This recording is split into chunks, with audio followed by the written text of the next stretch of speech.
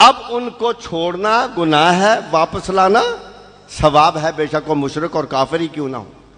اچھا آپ یہ کہیں گے کہ یہ بھی بات طے پا گئی کہ کعبے کو دیکھنا عبادت ہے، یہ بھی بات طے پا گئی کہ چہرہ علی کو دیکھنا عبادت ہے، اور پھر یہ بھی بات طے پا گئی کہ صبح اٹھ کر محبت بری نگاہ سے آپ تو کہہ رہے تھے کہ پیر کامل صورت ذل الہ، پیر کامل صورت ذل الہ یعنی دیدے پیر دیدے کبریا، آپ تو یہ کہہ رہے تھے کہ تو بول رہا ہے کہ خدا بول رہا ہے۔ حضور کے صحابہ بیٹھے ہیں، حضور فرماتے ہیں کہ میں تم کو حل نبئکم بخیارکم، میں تم کو اس بات کی خبر دوں کہ تم میں سے بہتر لوگ کون ہیں۔ صحابہ کرام چونک گئے، صحابہ کرام بے چین ہو گئے کہ یہ فیصلہ اگر آستانہ نبوت سے ہو جائے، اس زبان اطہر سے ہو جائے جہاں سے کائنات کا دین اور اسلام بڑھتا ہے، جہاں سے کائنات کے فیصلے بڑھتے ہیں، اگر یہ پتہ چل جائے کہ ہم میں سے بہتر کون ہے تو پھر تو فیصلہ ہی ہو جائے۔ صحابہ کرام نے عرض کی حضور بڑا دل بے چین ہے، فوراً بتائیے کہ بہتر کون ہے۔ حضور نے فرمایا کہ کسی کا نام نہیں لیتے، نشانی بیان کر دیتے ہیں، قیامت تک یہ نشانی اور اس کا اطلاق ہوتا رہے گا، جب بھی اس نشانی والے لوگ آئیں گے حدیث پاک کا اطلاق ہو جائے گا۔ فرمائے حضور نے فرمایا کہ تم میں سے بہتر لوگ وہ ہیں، ہم الذی اذا رأوا ذکر اللہ، تم میں سے بہتر لوگ وہ ہیں کہ جن کے چہرے کو دیکھا جائے اور خدا یاد آ جائے۔ اب آپ دیکھیں کہ کبھی آپ مثنوی مولا روم پہ فتوے لگاتے ہیں، کبھی آپ کچھ کرتے ہیں، بھئی کیسی بات کہہ دی ہے حضور نے کہ جس کے چہرے کو دیکھا جائے تو خدا یاد آ جائے۔ سلطان العارفین نے خوبصورت کہا کہ الف تن میرا چشمہ ہوئے تے میں مرشد ویکھ نہ رجا ہوں، لوں لوں دے مڈ لکھ لکھ چشمہ ایک کھولا ایک کجا ہوں، اینا ڈٹھیا منو صبر نہ آوے تے میں ہور کدے ول پجا ہوں، مرشد دا دیدار ہے باہو منو لک کروڑا جاؤ۔ مثنوی مولانا روم نے فرمایا کہ پیر کامل صورت ذل الہ یعنی دیدے پیر دیدے کبریا، انہیں کیا کہ تو بول رہا ہے کہ خدا بول رہا ہے۔ اب یہ مسئلے ایسے ہوتے ہیں، یہ جیسا کہ حاکم صاحب بھی کہہ رہے تھے، اعزاز صاحب بھی، کہ کچھ محافل ایسی ہوتی ہیں جہاں دل چاہتا ہے کہ کچھ کہیں۔ بات اصل میں یہ ہے کہ جب کوئی بھی چیز مسلمان کے لیے حرام ہونا تو اس کے بچوں کے لیے بھی حرام ہوتی ہے، ٹھیک ہے؟ جو چیز اس کے لیے حلال ہے اس کے بچوں کے لیے بھی حلال ہے۔ اب کوئی شخص یہ چاہے کہ گوشت کو حضور نے بہت پسند فرمایا اور کھانوں کا سردار فرمایا، گوشت کھاتے بھی ہیں ہم، سبھی لوگوں کی کوشش ہوتی ہے کہ اچھا سا گوشت مل جائے اور ہم کھائیں۔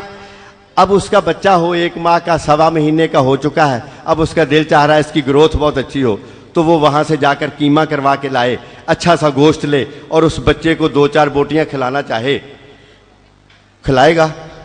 نہیں کھلائے گا۔ کیوں نہیں کھلائے گا؟ حرام ہے اس کے لیے، ہے تو حلال، لیکن اس سے کوئی پوچھے کھلاتے نہیں ہو اس کی پروٹین کے لیے، وہ کہے گا یار حلال تو جو میرے لیے ہے اس کے لیے بھی ہے، لیکن اس کا معدہ ابھی ہضم نہیں کرتا۔ اور جن لوگوں کے معدے ہضم نہیں کرتے وہ اس میں نکاس ہی نکالتے رہتے ہیں، ان کے معدوں میں یہ طاقت نہیں ہوتی کہ برداشت کر سکے، ان کا اس روحانیت سے تعلق ہی نہیں ہے۔ یہاں تو سوتے ہی بغیر دیکھے کیے جاتے ہیں۔ کیا دیکھتا ہے نامہ اعمال جیب میں؟ کیا دیکھتا ہے نامہ اعمال جیب میں؟ جنت خریدنا ہے تو ہور بن کے بات کر۔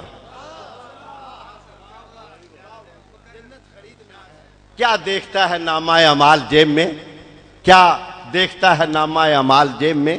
جنت خریدنا ہے تو ہور بن کے بات کر۔ ملنگوں کی نظر میں آسمانوں کی بلندی پستی نظر آئی، پستی نظر آئی۔ کبھی یہ میں شاید ایک درمیان میں رہ گیا ہے کیونکہ اب بھول جاتے ہیں، کبھی بہلول نے بیچی تو کبھی ہر نے خریدی، کبھی بہلول نے بیچی تو کبھی ہر نے خریدی، خدا بندہ تیری جنت کتنی سستی نظر آئی. اب بات کیا ہوئی کہ جس نام سے نہر زبادہ مشہور ہے نا، آج بھی عرب میں جائیں گے، مکے میں جائیں گے تو نہر زبادہ کا ذکر ہوگا. آپ نے بھی زبیدہ خاتون اور ہارون رشید کا ذکر سنا ہے نا. بات اصل میں یہی ہوتی ہے کہ جو سودا کیسے کرتے ہیں، میں اور آپ کیسے سودا کر رہے ہیں، یہ دیکھنے والے ہیں، اور ہم جو ہیں ان کے محبت کے عقیدت کے پرستار ہیں. حضرت بہلول دانا رحمۃ اللہ علیہ، کبھی بہلول نے بیچی تو کبھی ہر نے خریدی. حضرت بہلول بیٹھے ہیں، بڑے بزرگ ہیں، تو وہ کبھی بچپن میں آپ نے بھی دیکھا ہے نا، وہ ریت کی پاؤں رکھ کر گوڑیاں بناتے تھے. تو وہ حضرت بہلول گوڑیاں بنا رہے ہیں تو زبیدہ خاتون اپنے وزراء کی بیویوں کے ساتھ، عمراء کی بیویوں کے ساتھ جا رہی، لیکن بہت عقیدت مند اور بزرگوں کو ماننے والی تھی. جب قریب سے گزرتے نظر پڑ گئی تو دیکھا تو حضرت بہلول دانا رحمۃ اللہ علیہ وہ گوڑیاں بنا رہے. اب زبیدہ خاتون ان کے پاس جا کر کہتی ہیں کہ جی یہ کیا کر رہے ہو بہلول، یہ کیا کر رہے ہو؟ انہوں نے کہا جی جنت میں گھر بنا رہا ہوں. کیا کر رہے ہیں؟ جنت میں گھر بنا رہا ہوں. اب زبیدہ خاتون کہتی ہیں کہ آپ نے بیچنا ہے؟ وہ کہتے ہیں بیچ دیتے ہیں. اچھا جی اس کی قیمت کیا ہے؟ کہا جو تمہارے گلے میں ہار ہے نا ہیروں کا، یہ مجھے دے دو، میں تم کو جنت دے دیتا ہوں. اب عجیب معاملہ ہے نا کہ وہ ریت کی ایک گوڑی بنی ہوئی ہے، وہ اس پہ پاؤں پہ انہوں نے ریت رکھی ہوئی ہے اور ادھر سودا ہو رہا ہے. تو زبیدہ خاتون نے اپنا ہار اتارا، انہوں نے کہا جی یہ لو، مجھے الاٹ کر دو. انہوں نے کہا جی جاؤ، جنت میں ایک گھر تم کو دے دیا. واپس آ گئے. عمرہ کی بیویوں نے، وزراء کی بیویوں نے دیکھا اتنا قیمتی ہار، اتنے بیش بہا قیمتی موتی اس میں لگے ہوئے تھے، لیکن یہ کیا کیا؟ واپس آ گئے، اپنے گھروں میں بات کی. صبح تک بات جو تھی ہارون رشید تک پہنچ گئی. اس نے کہا کیا معاملہ ہے، ہار دے کر آ گئی ہو؟ وہ تو ایک مجنون ہے، تم اس کو ولی اللہ بنا بیٹھے ہو. وہ کہاں سے بیچتا ہے جنت کے گھر اور تم نے اتنا قیمتی ہار اس کو دے دیا؟ اس نے کہا یہ تو میرے یقین کی بات ہے، میں نے دے دیا. کہہ رہے ٹھیک ہے. رات ہو گئی، سو گئے. ہارون رشید کو خواب آیا. دیکھا تو جنت میں جا رہا ہے، بڑے باغات ہیں، نہریں ہیں، خوبصورت ترین.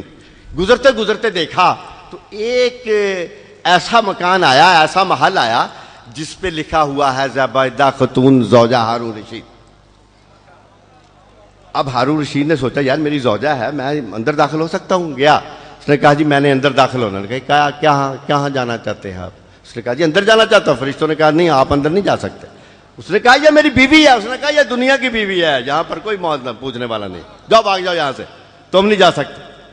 اس نے کہا یہ واقعی اس کا محل ہے؟ اس نے کہا واقعی اس کا محل ہے. اس نے کہا بہت خوبصورت ہے. اس نے کہا وہی تازہ خریدا ہے نا، کال لی اس نے، اس لیے بڑا خوبصورت، نیا بنا ہوا ہے اس لیے زیادہ خوبصورت ہے، اس لیے نیا لگتا ہے آپ کو. صبح ہوئی. اب ہارون رشید گھر میں نہیں پوچھا کچھ بھی اس سے، وہ اپنے کرندوں کو کہہ رہا ہے اور بہلول دانا کا پتہ کرو یار کدھر ہے وہ، بہلول دانا کا پتہ کرو یار وہ کدھر ہے. پتہ کرتے دوپہر کے بعد پتہ چلا جی وہ گوڑیاں بنا رہے ہیں بیٹھے. اس نے کہا چلو جلدی سے چلو اس کے پاس. جلدی سے اس کے پاس گئے. دیکھا تو حضرت بہلول دانا اسی طرح سے وہ گوڑی بنا کر بیٹھے. تو ہارون رشید پاس گیا، کہا بہلول کیا کر رہے ہو؟ کہا جنت میں گھر بنا رہا. کہا اچھا بیچ سکتے ہو؟ اس نے کہا بیچ دیں گے. کتنے میں؟ کہا سلطنت چھوڑ دو تم کو دے دیں گے. اچھا. کہا اتنا مہنگا؟ اس نے کہا کیا ہوا؟ کہا کل تو ایک ہار پہ دے دیا تھا، اور آج پوری سلطنت مانگ رہا ہے. بس یہی جملہ قابل غور. آج پوری سلطنت مانگ رہا ہے، کل ایک ہار پہ بیچ دیا. بہلول دانا رحمۃ اللہ علیہ فرماتے ہیں بھائی اس نے بغیر دیکھے کے سودا کیا تھا، تم دیکھ کر رہے ہو، اس لیے اب مہنگا ہے، سستا نہیں ملے گا.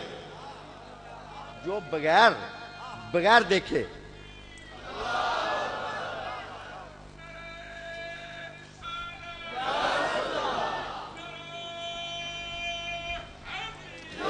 یار یہ میں نے کافی ٹائم نہیں لے لیا، آدھ گھنٹے کے قریب تقریباً 25 منٹ ہو گئے.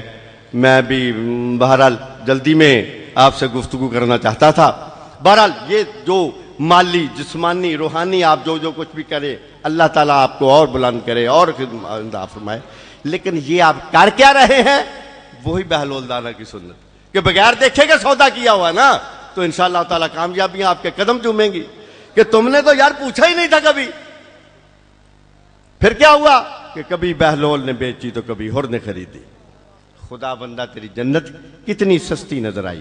ہم اس ماحول میں اس وقت میں ایک جہاں میں جاتے ہیں نا، اب حضرت فخر الدین رازی رحمۃ اللہ علیہ جیسی ہستیاں جن کو 73 دفعہ حضور کی زیارت جاگتے ہوئے ہوئی، لیکن اتنی کتابیں لکھی، تفسیریں لکھی، دل کو سکون نہ پہنچا، تو ایک دن اپنے دوستوں سے اپنے شاگردوں سے بات کرتے کرتے کہا دل کو سکون نہیں ہو رہا، تو کسی نے پاس سے کہا کسی رہنما سے رابطہ کر لو، کسی کے ہاتھ میں ہاتھ دے دو، کچھ سکون حاصل ہو جائے۔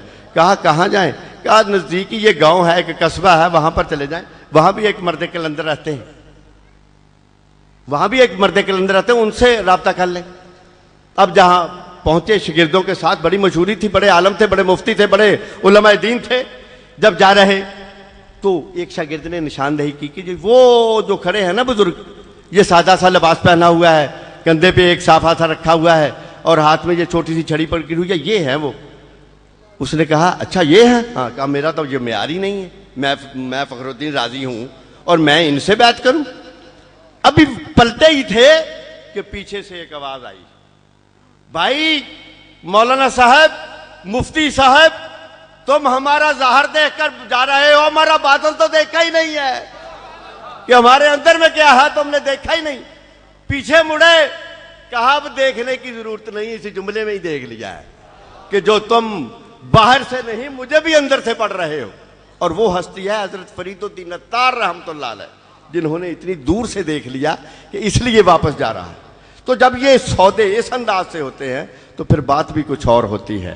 آپ کا یہ آنا اور ماشاءاللہ لنگر شریف کے لیے اتنی کوششیں کاوشیں کرنا، یہ میں سمجھتا ہوں کہ پتہ نہیں آپ کے دل میں کون سی وہ روحانی وابستگیاں ہیں کہ دل و جان سے آپ قربان ہوتے رہتے ہیں۔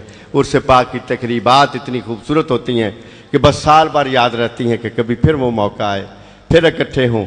اور ابھی تو مجھے چند لمحوں کے بعد بچھڑنے کے احساس ہو رہے ہیں، کیونکہ ابھی کئی دن سے یہ تیاریاں ہو رہی تھی۔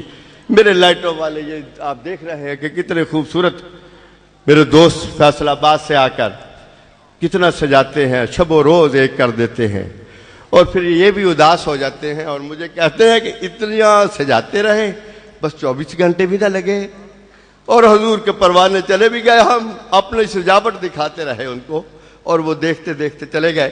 میرے یہ بچے، میرے احباب، میرے گاؤں کی انتظامیہ، میری لنگر انتظامیہ بہت دیر سے انتظار کرتی رہتی ہے۔ آپ کی محبتیں، آپ کو اگر کوئی مشکلات بھی آتی ہیں تو خدا شاہد ہے انتظامیہ یہ چاہتی ہے کہ کوئی مشکل نہ آئے، لیکن مجبوریاں ہو جاتی ہیں اس رش میں۔ اللہ تعالیٰ آپ کو، آپ کی محبتوں کو ہمیشہ قائم و دائم فرمائے۔ اور میں نے یہ چند جملے آپ سے عرض کر دیے، تو بات اصل میں یہی ہے کہ فقط بات یہ ہے کہ پیر مغاں ہے مرد خلیق۔ اللہ تعالیٰ آپ کو بلند فرمائے اور